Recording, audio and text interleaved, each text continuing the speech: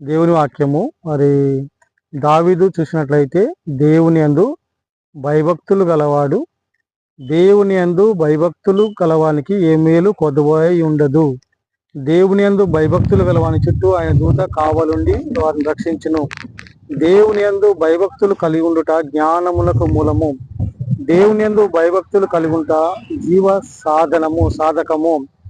కాబట్టి మరి దావీదు తన జీవితంలో దేవుని యందు భయభక్తులు కలిగి ఉన్నాడు. దావీదు బహుగా ఆశీర్వదించబడుతూ వచ్చినాడు. కాబట్టి దేవుని యందు భయభక్తులు గల వారికి ఆయన కృప తరతరములు ఉంటుంది. ఆ రీతిగా దావీదు తన జీవితంలో దేవుని యందు భయభక్తులు గలవాడు కనుక ఆయన దీవించబడుతూ వచ్చినాడు. అదే రీతిగా యేసేపు మరి ఆయన ఆదికాండం 42లో నేను దేవుని భయపడు వాడునని చెప్తూ వచ్చినాడు. యేసేపు దేవునికి భయపడేవాడు గనక తన సహోదరులు అతని ద్వేషించి రాళ్లతో కొట్టి బావిలో పడవేసి గాయపరిచి చంపాలని చూసి మరి ఇస్మాయిలకు అమ్మివేసినప్పటికీ ఆయన కరువు కాలంలో తన సహోదరులు ఐగుప్తు దేశానికి వచ్చినప్పుడు నేను దేవునికి భయపడేవాడనని చెప్తూ వచ్చినాడు. కనుక అతడు వారి పట్ల కక్ష చూపలేదు, పగ ప్రతీకారం చూపలేదు.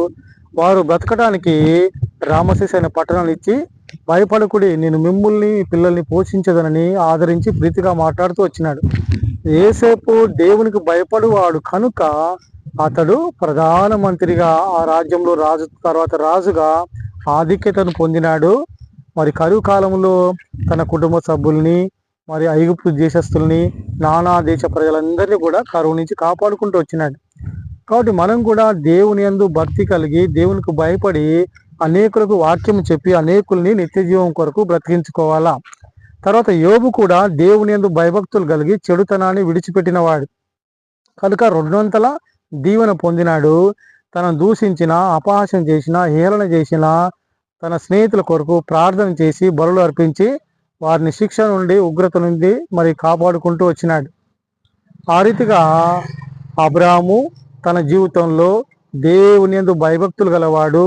మరి దేవుడు అతన్ని పరిశోధించినప్పుడు దేవుని యందు భయభక్తులు గలవాడు, దేవునికి భయపడేవాడని తెలిసింది కనుక ఆకాశ నక్షత్రాల కంటే ఇసుక రేణుల కంటే ఎక్కువగా అతన్ని ఆశీర్వదిస్తూ వచ్చినాడు.